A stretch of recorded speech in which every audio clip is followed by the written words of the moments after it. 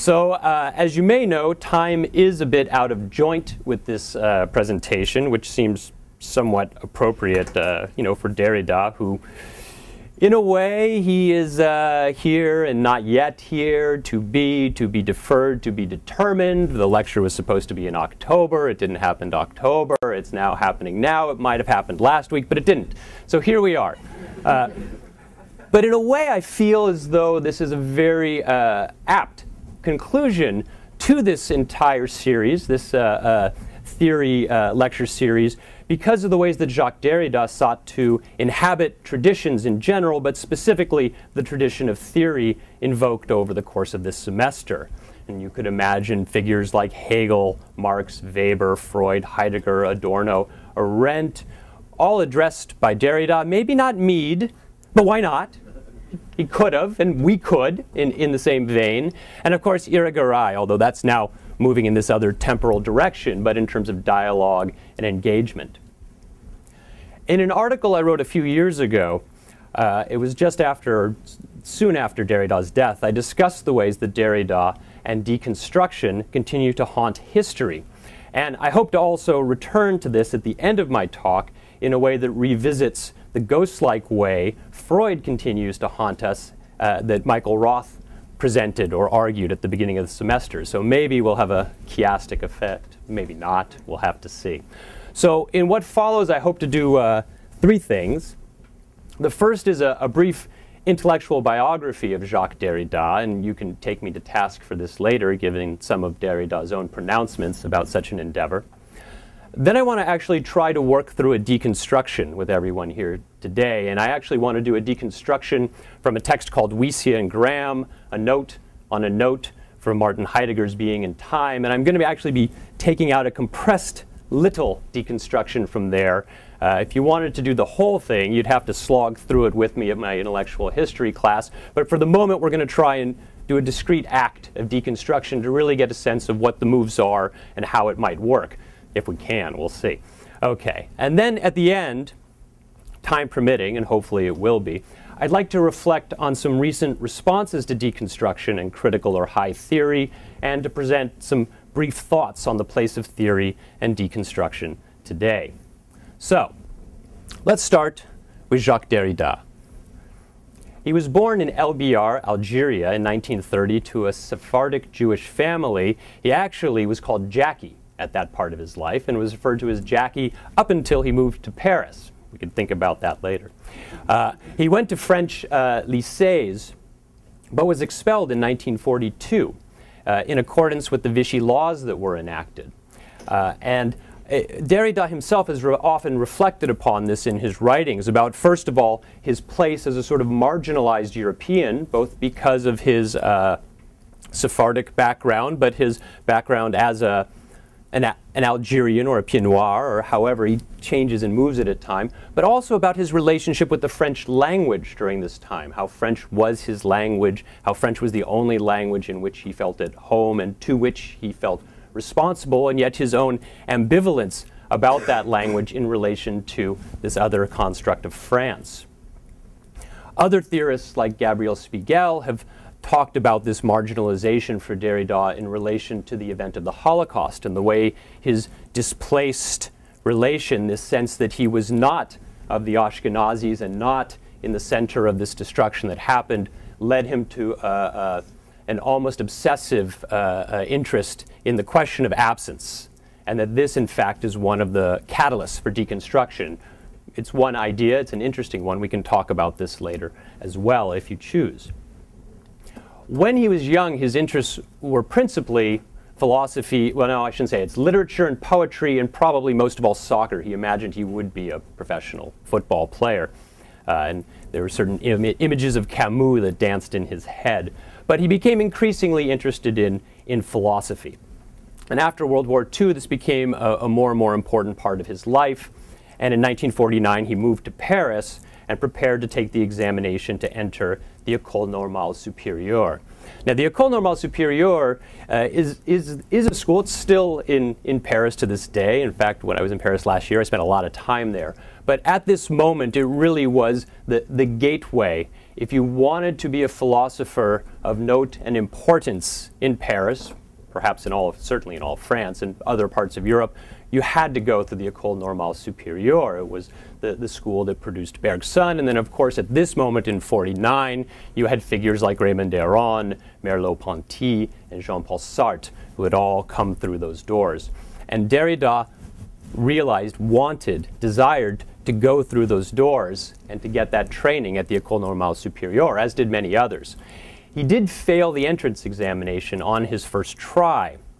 And this has been pointed to as something, Pierre Bourdieu, who was a cohort of Derrida, wrote a book called Homo Academicus.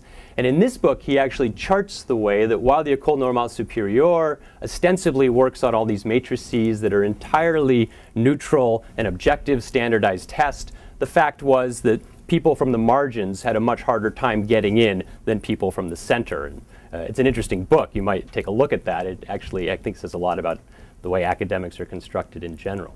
But on the second try, Derrida did enter the École Normale Supérieure.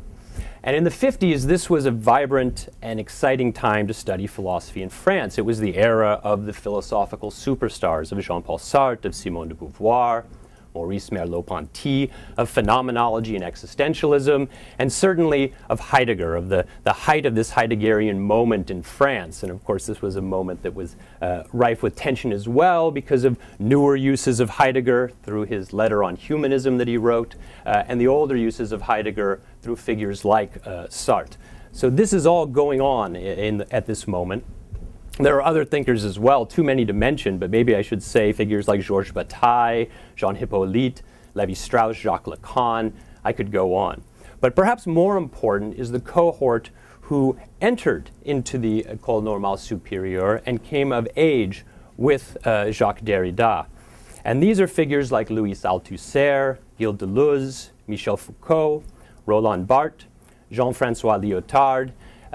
This was a very strong and exciting cadre, although we can see how Lucie Irigaray refers to theory as this sort of boys' club, this incredibly masculine moment, and it certainly was. Now for Derrida, there were benefits and pitfalls to coming in with this very strong group. Of course, it was wonderful to sit down and read and study with Althusser, to argue with Foucault, to go toe-to-toe with Jean-François Lyotard. But he also had these moments, and if you believe the most recent biography by Benoît Peter, he had moments of real depression and agony, of feeling he wasn't quite there, that he didn't measure up, or that he was doing something drastically different. And it was a very tumultuous time for him, but one that he seemed to escape through this act of writing. And throughout his life, he's someone who would write for a sustained period every day. And of course, if you ever make it to his archives at UC Irvine, you'll be overwhelmed. I don't know that we'll ever get through everything that he had to write, or that we should necessarily, but that's a separate issue.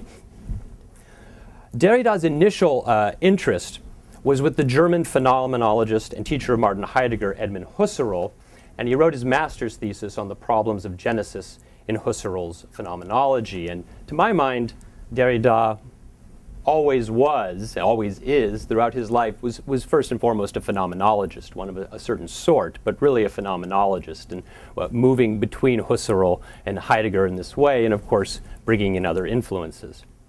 He also studied Hegel at this time, and this turned out to be very important, although later Phil Pomper always says to me when he hears the word Hegel, he goes for his gun, and when we get to the deconstruction part, he's going to be blazing, because, well, you'll see. But this is one of the places he picked up this interest, suspicion, and engagement with the binaries, with binary oppositions, through in this discussion of the dialectic with Jean Hippolyte.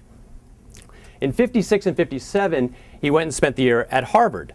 And in fact, this began a lifelong engagement with the United States, and there are those who say, and they're probably correct, that he actually, in terms of fostering graduate students and disciples, was much more successful in the United States than he was actually in France. Now, while he was there, he didn't actually do all that much in terms of engagement. He mostly worked on his pieces on Husserl and read James Joyce, so Paul will be happy to hear that.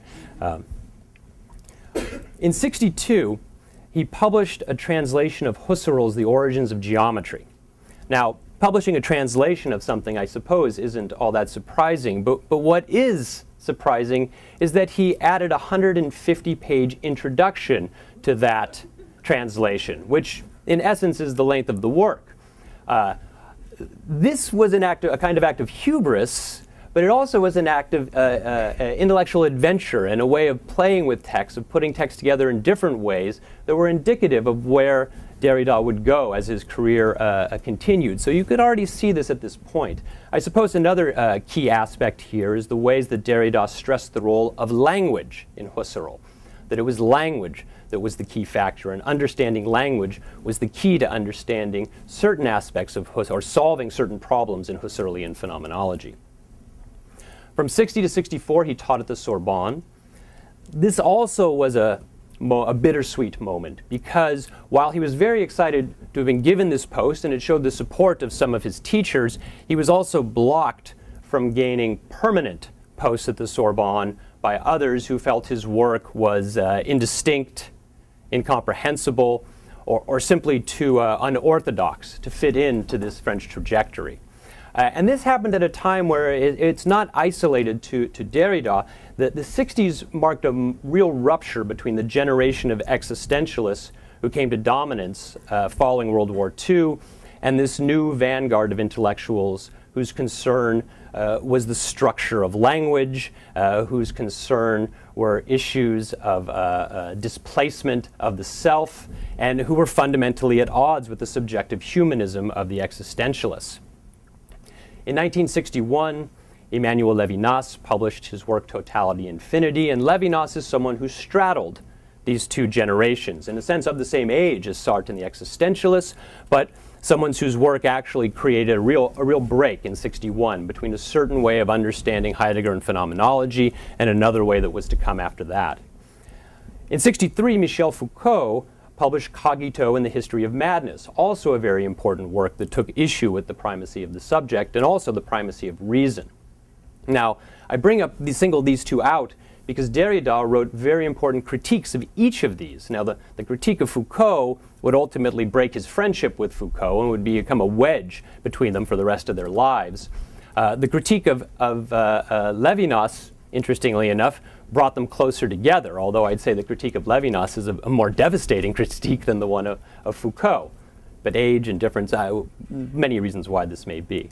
But the two essays turned out to really bring Derrida into the public eye and make him a more prominent figure. And I think the critique of Levinas, Violence in Metaphysics, that he wrote in '64, is still considered one of the most important works of his early, if not all of his career. In '65, he took over for Louis Althusser at the École Normale Supérieure, and he taught there until 1984. In 1966, he came to the United States for this very important conference on structuralism at Johns Hopkins University. He was accompanied by other thinkers like Lacan, and I believe Hippolyte was there. And this first brought what came to be known as French theory to the United States. But I'd have to say that 1967, there's this movie called The Year Punk Broke, but 1967 is the year that Derrida really broke, publishing 3 books, almost just one right after the other, of Grammatology, Writing and Difference, which has essays from 59 to 67, and Speech and Phenomenon. And in these works, principally in Of Grammatology, he deconstructed structuralism by arguing that the relation of the signified and signifier is not a neutral coupling, but privileges the speaking voice over the written artifact. Now, we'll get into some of the details of what that means to upset that binary there. But the key here is that he looked to structuralism, and this is a conundrum for intellectual historians, because as it turns out, structuralism and post-structuralism happened at almost the exact same time. So it makes it hard to have there was structuralism, there was post-structuralism. Structuralism came with this renewed interest in Saussure, and the work of others, Claude Lévi-Strauss, but post-structuralism with Foucault and Derrida offering critiques that basically inhabited structuralism but broke them apart in certain ways happened at the same time. The issue for Derrida was this privileging of speech over writing. And it turns out this privileging of speech over writing for Derrida is also a privileging of presence over absence. And we're going to talk about that when we do our deconstruction. So this privileging of presence over absence he talks about in several ways. One is through this term logocentrism. Now, logocentrism is this sense that speech is first and foremost and the dominant mode of discourse. And logocentrism, Derrida is going to tell us, is in fact the key piece to the history of metaphysics in the Western philosophical tradition. It's a tradition that will always privilege speech over writing because it privileges presence over absence. As it turns out, he extends this, if you'll pardon the pun, to say that it also privileges the masculine over the feminine, because it's the masculine, and here you can see a relation with Lacan, the masculine that authorizes the spoken word, that backs up the spoken word. And this is where he comes to the term phallogocentrism, the phallus. And here again you see a certain presence-absence dichotomy that he sets up. The presence of the phallus holds more weight, is more powerful, holds authority. And so in these different terms at this time, he sought to upset what he considered a tradition of metaphysics that to his mind began with Plato and Socrates. And one way to think about this is to think about Plato's Socratic dialogues, right? So what happens in the Socratic dialogues? Well, they're books, right? You can read them. But what happens when you're reading them? When you're reading them, it's actually Socrates authorizing each of his words. It's sort of saying, at least I think to Derrida's mind, what would Socrates say to these arguments? How would Socrates defend himself against me saying these things about his philosophy? Well, bam, that's exactly what he does in these dialogues. Socrates defends his position all the way through. And so Derrida hinges on this moment to say, look, that's an example of the privileging of speech, even in the written text. It is the speech and the person, the presence, the Socrates that counts, that holds more weight. By destabilizing the author, Derrida is able to get into a different kind of reading of the text. Or maybe he destabilizes the author by privileging the text.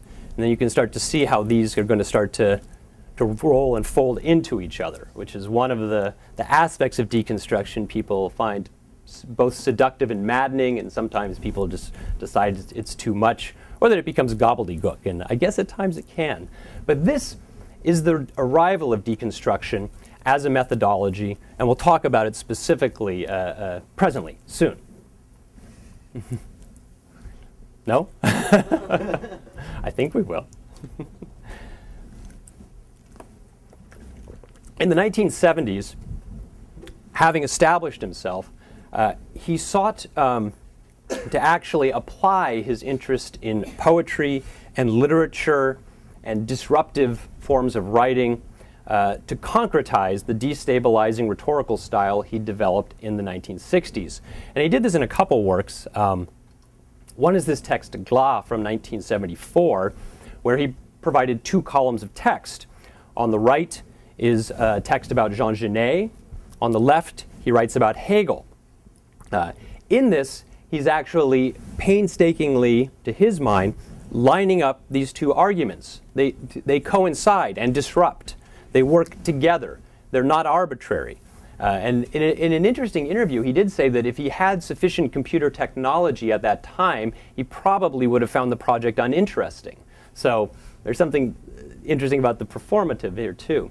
In the postcard, From Socrates to Freud and Beyond, from 1980, the first 250 pages are letters. So they're letters written to who? He doesn't say to who. About what? About myriad things. And in the introduction, he actually says, I don't even know if the reader can actually sustain or what does he uses this great term? I don't know if the reader can stand to even read them. Maybe they should just go to page 250 and start. But again, he's goading the reader into these letters, and actually within these letters, there's all sorts of interesting things going on, but they're not going on in any kind of traditional philosophical argument. They're letters. In 1983, he took a post at the École de Hautes Études en Sciences Sociales. This is a research institute, but where you have graduate students, and he stayed there for the remainder of his teaching life.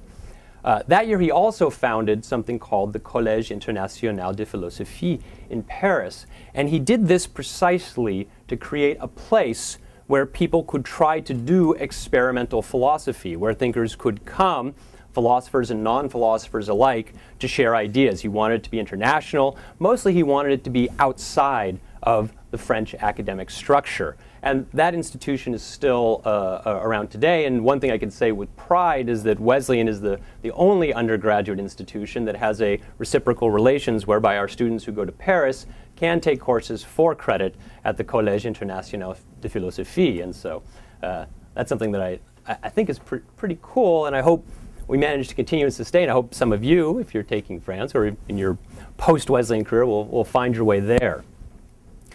He built on his popularity in the US and his increasing popularity worldwide to teach at places like Yale, certainly, Johns Hopkins, Cornell, but he ultimately took a full-time, well, not full-time, it was a full professorship, a post at humanities, as a professor of humanities at UC Irvine, and would lecture there every fall. And then he took a post at NYU, where he would go for the winter, and in the spring he would spend in Paris. And so any of you who want to be an academic, this is what you aspire to Irvine, New York, Paris. The 80s were also a time of sustained engagement, I should say re-engagement, with the work of Martin Heidegger, but also with the related political controversy about the Heidegger affair. There was a huge Heidegger affair in 1987 in France, and then it spread to the United States, in which Derrida was implicated, because some of the claims of the book by Victor Farias was that Heidegger's philosophy was a Nazi, a National Socialist philosophy through and through, and that thinkers like Derrida, in fact, were secret acolytes who were sort of a Trojan horse handing out this fascistic and National Socialistic and dangerous material right and left. And he found himself having to defend himself against these claims, and this led to a big dust-up in the pages of the New York Review of Books with the intellectual historian Richard Wolin over a translation of an interview that Derrida gave, that Wolin translated and put into a book called The Heidegger Controversy. And this then led to a lot of people taking sides for or against Derrida. That was a great distraction of the work he was actually doing at the moment, but had a lasting impact. And we can talk about this later if you like. The 90s, by then Derrida was one of the most famous and controversial philosophers in the world. And it was during this decade that he became increasingly concerned, or I should say more explicitly concerned, with issues of politics, ethics, and religion. And he came out with a series of books, very important books, Force of Law, where he dealt with the question of justice, Spectres of Marx, where he engaged the question of politics, Politics of Friendship, where he introduced an issue about hospitality and the relation of hospitality, The Other Heading, where he engaged the place and identity and role of Europe in the world, and Archive Fever, where he sought to interrogate how we understand what we call tradition. And this emphasis coincided with an increasing engagement with the works of Emmanuel Levinas, and then questions of his own identity. Actually, when I say Levinas, I look at this and I realize that it's strikingly similar to what the Talmud looks like. I have to reflect upon that. In the last 4 years of his life, he continued to write, lecture, and publish, but also to reflect on his work as a whole. And here I have some text from the last interview he gave in 2004. And so I wanted to read this to you, and then we'll drop into a discussion of deconstruction. So he's talking about his generation, about this cohort of thinkers I discussed. He says, "I thereby designate, metonymically, an ethics of writing and thinking that is intransigent, I would even say incorruptible, without concession, even with regard to philosophy. An ethics of writing which will not allow us to succumb to public opinion, the media, or the phantasm of an intimidating readership who seeks to frighten or force us to simplify or repress our work. Thus, the strict taste for subtlety, paradox, and aporia. This predilection is also a fundamental that has to be saved or reborn at all costs. Today, that responsibility is critical."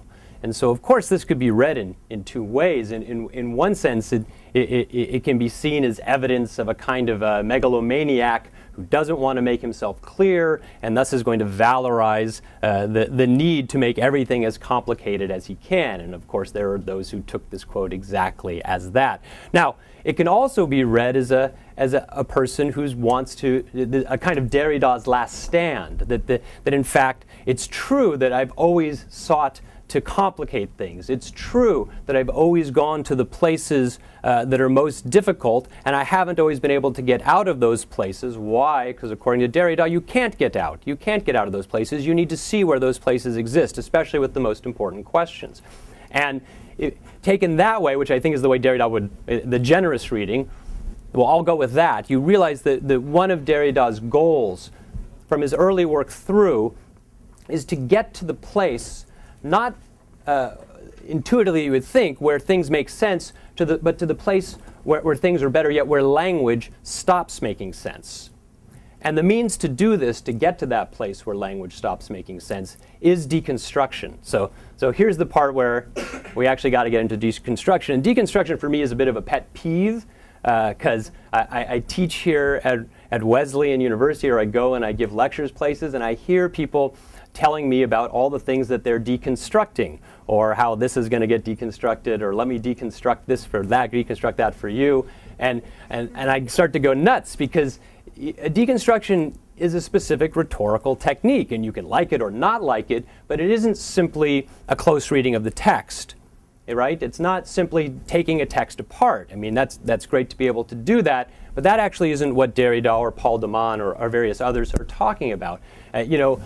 The other day I was just watching, I was at the airport and they had ESPN, and I was watching a football commentator, and he told us how he was going to deconstruct a run by Tim Tebow. And I thought, well, that would be really cool if he did it, right? That would be really interesting, because I bet the offense-defense thing in football, I bet there's a lot that's interesting there. We just had this the display, right, about masculinity and sport that was here at the CFA, and so my guess is there's a lot to do there, but that's not what they were doing. So, when you talk about a deconstruction, it's a text-based technique which seeks to demonstrate that seemingly neutral binary equations inserted in an argument or statement are not neutral at all, that there's an agenda at play with these binary terms. In a traditional opposition, we have not a peaceful coexistence of facing terms, but a violent hierarchy. One of the terms dominates the other, occupies a commanding position over the other. And so examples might be good, bad, male, female, madness, reason, but you could think of others that seem more abstract, like signifier, signified, or nature, culture. In deconstruction, one looks to the text, and specifically to the text, and carefully reads the argument to locate moments when the hierarchy reverses, betrays, or inverts itself, the place where the binary distinction breaks down. And that's the first move of doing a deconstruction, of isolating that place where the distinction breaks down. And we'll try to do that. We'll try and demonstrate that. Now, it's really important to know, because this is the great problem of the truncated deconstruction, that this is not to permanently invert the hierarchy. Because to do that is simply to have a different term commanding a binary, right? So it's not a matter of saying, well, good and bad, let's make bad over good, because that is doing the exact same thing. There's not an actual questioning there. You don't actually see the play between the two. It's to expose the arbitrary or constructed nature of that hierarchy. That's the goal. The second move is to locate a moment where the seemingly dependent term turns out to be foundational for the dominant term. Right? So that what you thought was subservient to one actually turns out to be the ground on which that other term is standing, although as you can see, this is going to start to flip around and around. So let's try to make this happen, and I want to do so by an experiment. You're my, I should make you all sign a release or something, by an experiment, because I'm going to do something that first of all, Irigaray would hate, but more important, I'm going to break a rule, well, a kind of a rule of deconstruction, because while I'm going to first go through this text, the text of Derrida, where this deconstruction happens about point, line, and plane.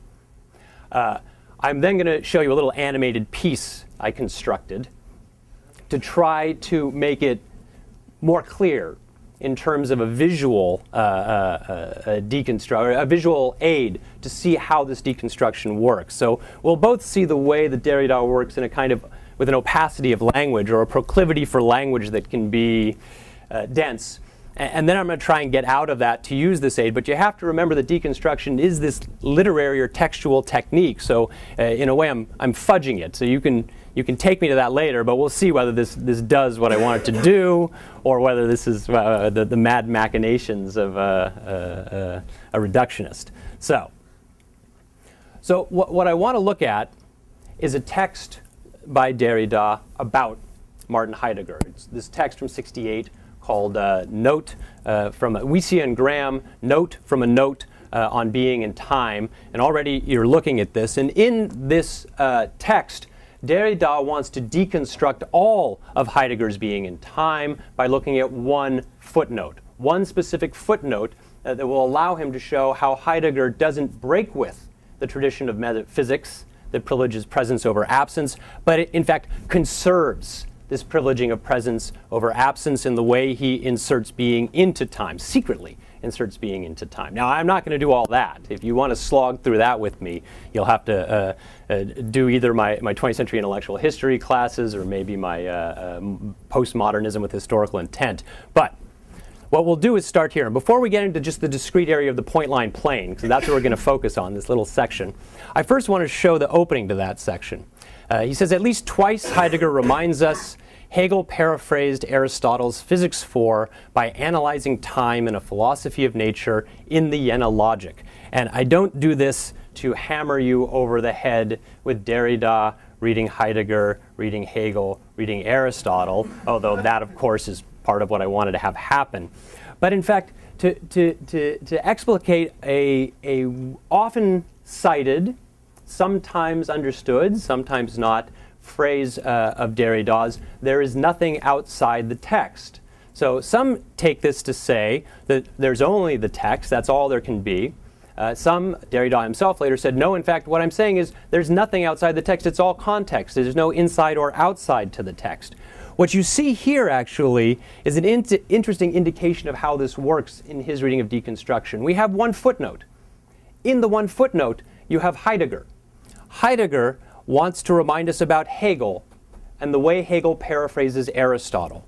And this gives Derrida license to work through Heidegger and through Hegel and through Aristotle in the service of this deconstruction. In fact, he's in some ways way outside the text, all because he's way inside the text. And you can see how that distinction between inside and outside has been blurred here. He gets so far inside the text that he gets himself way outside. It also is interesting because of the way he talks about inhabiting traditions. Because, of course, Hegel is going to inhabit, and in inhabiting change, the Aristotelian tradition, and Heidegger is going to do the same with Hegel. And then, of course, the extrapolation is that Derrida will do the same, and that we now are doing the same with him, and so on and so on. This is a performative interpretation, but that's a different lecture. Okay, so let's try to do this. Let's start here. The point. So we're going to start with a point. It's very simple. We're going to do a point, we're going to do a line, we're going to do a plane. This all seems very simple. So let's start. The point is the space that does not take up space, the place that does not take place. It suppresses and replaces the place. It takes the place of the space that it negates and conserves. It spatially negates space. It is the first determination of space. Clear, right?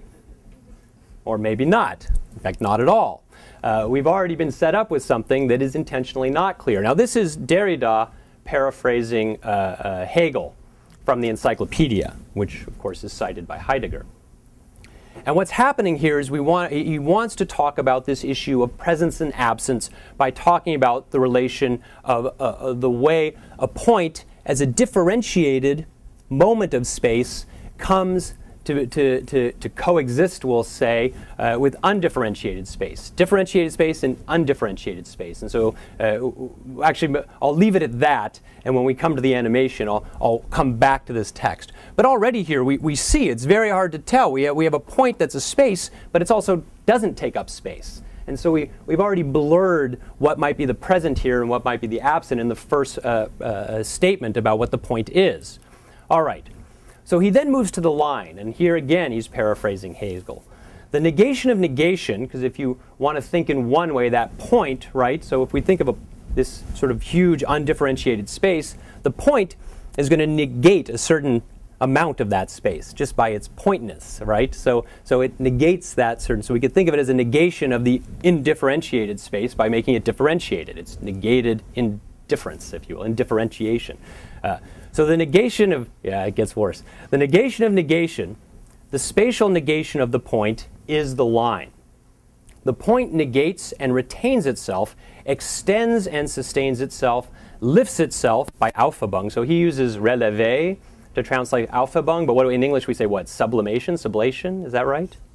Sublation. So it gathers into itself. So it not only negates it, but it brings it into itself as well.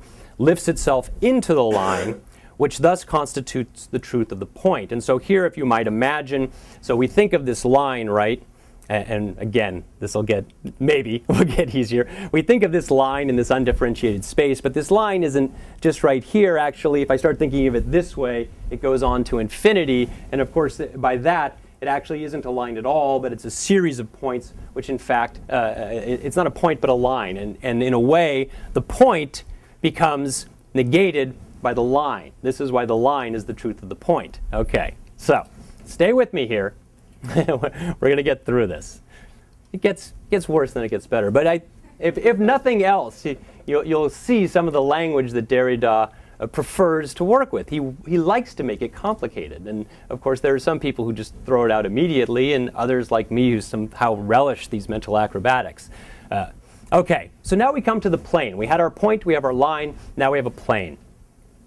According to the same process by Aufhebung, by this lifting into, and negation of negation, the truth of the line is the plane. And so, of course, here now we have our line, but our line isn't just a line, it's a series of points that also extend out to infinity. So if you turn it, you have a plane. And here he's actually quoting Hegel.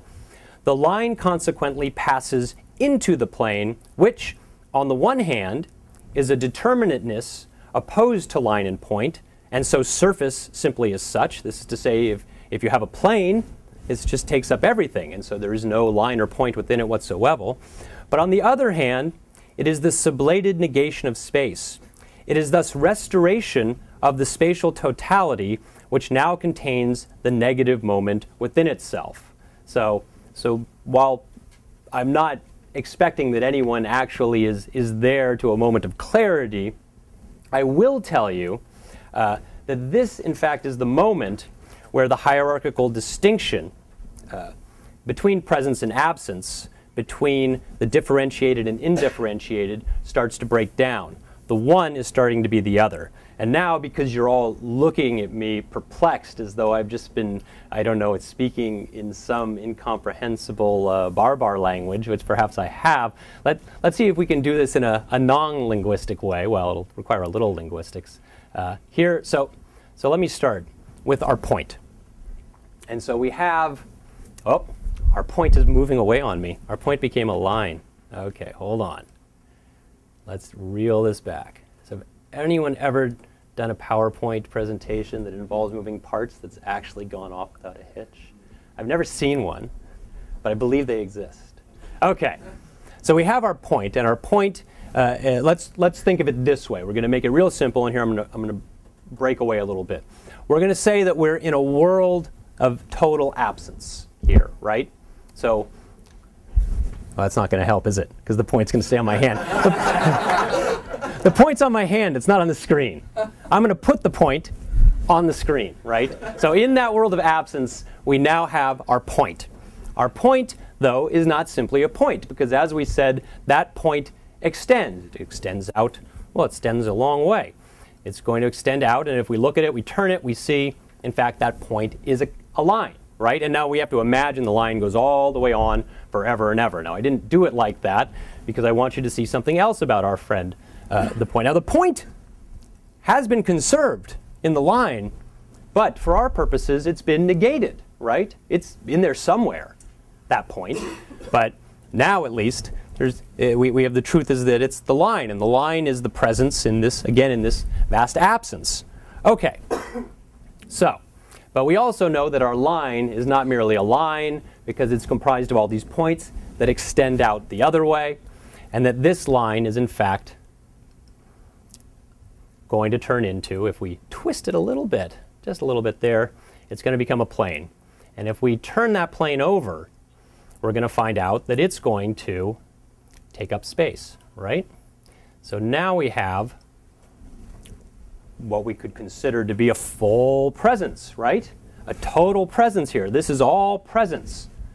Or it could be, now, if we think about it, it could be all absence again. Now, we could go either way at this point, right?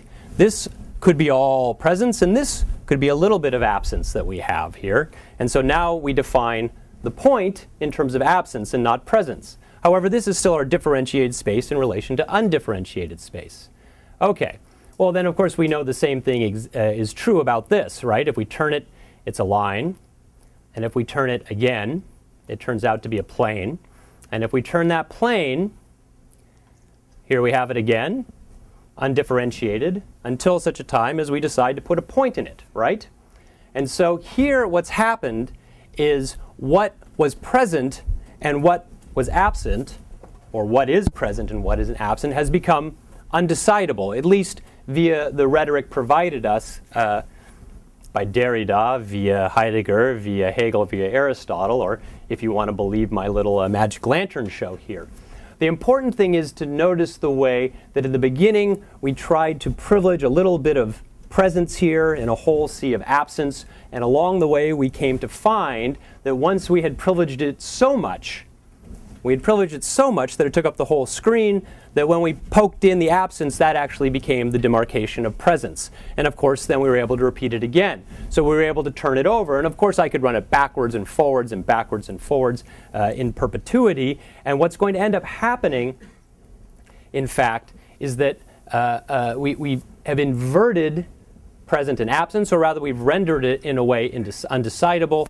And so now we can come to this last of the torturous portion of the program, where we find out that, in fact, spatialization equals despatialization. They become the same thing, or it's impossible to tell one from the other. Spatialization, the accomplishment of the essence of spatialization, is a despatialization, and vice versa, and vice versa.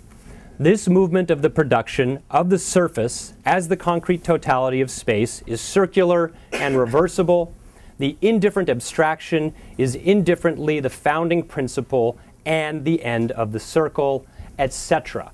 Okay, so previously we were able to show how the one and the other were inverted, and now we see, this is the second part, how the one stands on the other, and on the other, and on the other. So the terms of presence and absence have broken down, or at least they've become indeterminate, undecidable. The one rests upon the other. Deconstruction destabilizes the oppositional categories, and this brings undecidability into play. The undecidability then exposes the internal chaos of logic or reason, forcing us to rethink why we privilege one or the other, or how we privilege one or the other, or the ways that we don't.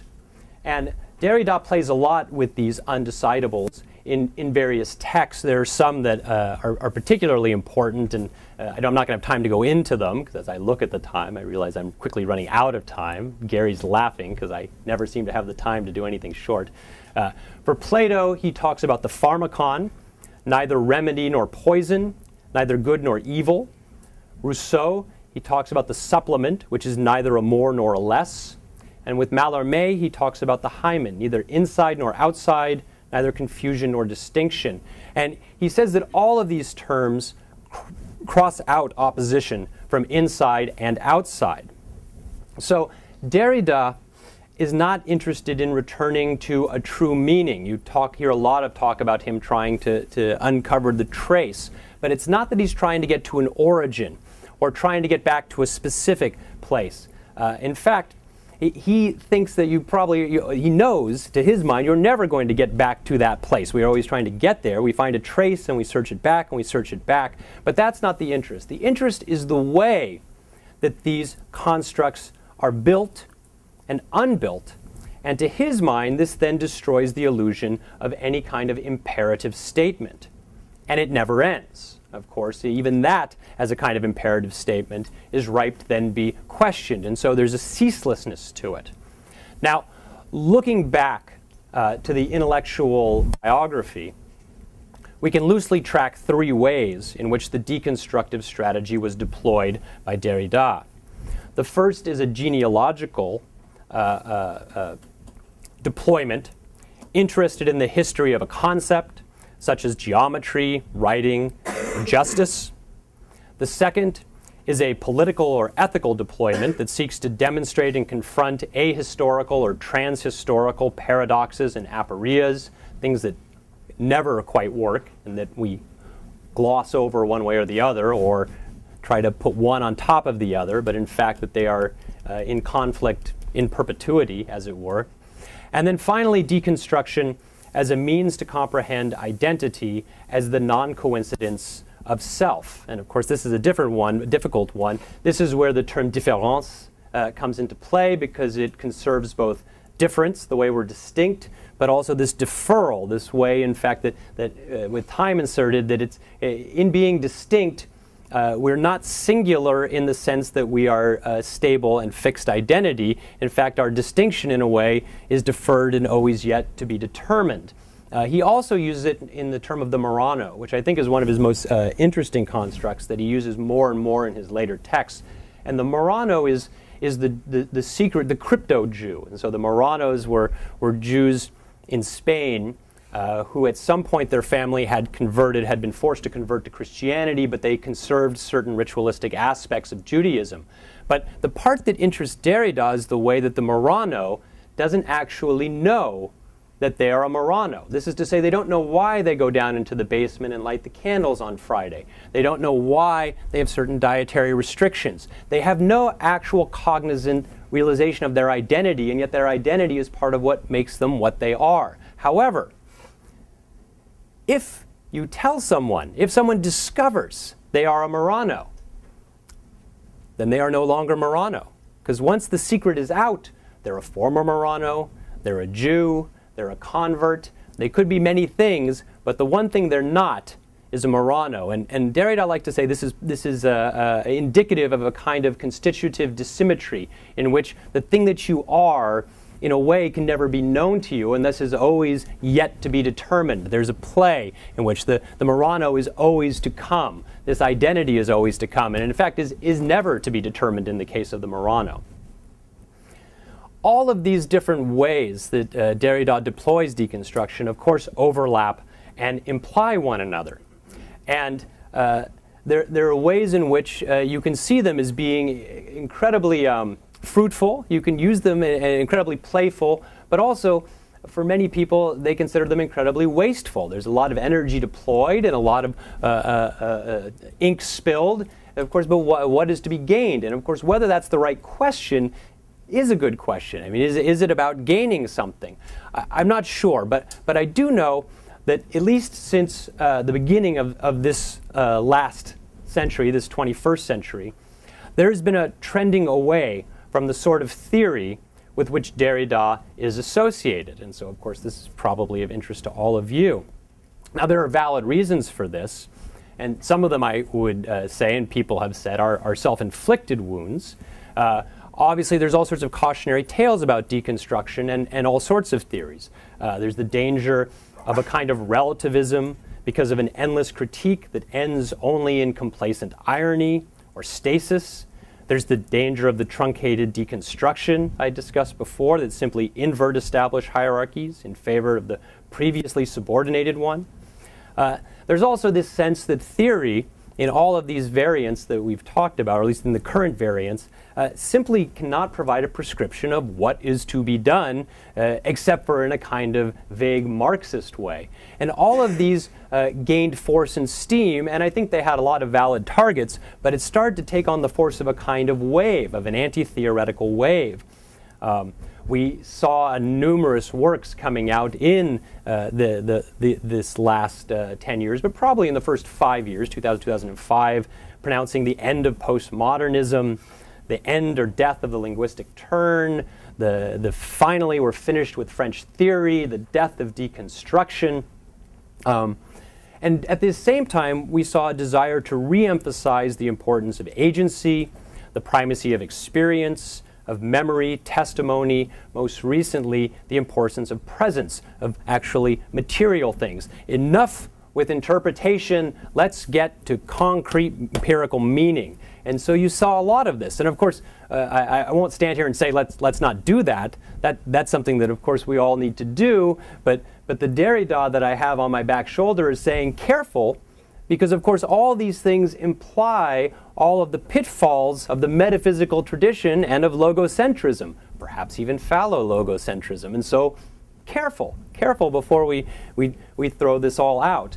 Now there are lots of good informed critiques of deconstruction, some better than others, but one could think of figures like Bruno Latour, Hans Gumbrecht. I'll say Lynn Hunt because I like Lynn Hunt a lot, although I don't agree at all with the deconstruction part of her argument. But what's more, the death of Derrida in 2004 coincided with the height of this trend, and I'll tell one anecdote and then I'll finish up. At the Society for French Historical Studies, about 3 years ago, they had this plenary final session where you had these various eminents who worked in French history and French literature and French thought, and they literally spent 90 minutes dancing on the graves of Lyotard, Foucault, and Derrida, joyously proclaiming the end of this and how we can finally take French historical studies, whatever that amorphous term means, back from wherever the hell it had been, and this is finally the dawn of a time we can do real work. And of course, it was an amazing moment because half the people in the audience were sort of shocked. The other half, I guess, the other quarter were ambivalent, and 1/4 were absolutely ecstatic about it. But it was this very strange moment where you realize this incredible hostility toward this movement and the force of it. But it was also fascinating because this was a moment where I really felt guided by Derrida's own specters of Marx and his fascination for the ghost.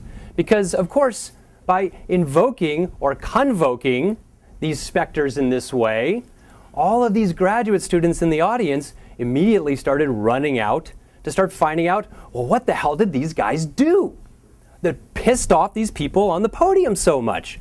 And so we started conjuring them back again. Well, there's another way in which the return of Derrida and the revenant, this ghost, is key. It's a key reason why we now see the specter of deconstruction and of Derrida popping up in the realm of history. And there's two books. There's a book by Dana Hollander recently on Rosenzweig and Derrida. It's a very historical work. And then there's one that just came out like yesterday called The Young Derrida by a guy named Edward Bering that I've read. It's a really interesting book. But of course, it's fascinating that it's going on here in history, because with the death of deconstruction, facilitated by the death of Derrida, one can now revisit its historical life. It is a past artifact to be reconstituted so as to reconstruct its impact and implot the narrative of its influence or lack thereof. But by disturbing the remains, by revisiting deconstruction, we also raise it from the dead and bring it back to inhabit the present. So here, we'll end by returning to this quote. For us today, I think we can look to Derrida's words not as some sort of orthodoxy or of Derridian deconstruction. I think that would be a mistake. But to imagine the ways that social, cultural, and critical theory, in all of their variants, can be powerful intellectual engines of complex critical engagement. Now, I can't tell you that this is an engine for good or for progress or even for action. This would be hypocritical to do so because, of course, part of what is at stake is trying to figure out what it means when we decide something is good or something is progressive, or even what it means when we take action. But it can serve to question and reimagine, and I do think we undervalue imagination these days, to reimagine the grounds upon which we make such choices about things like the good, about progress, about action.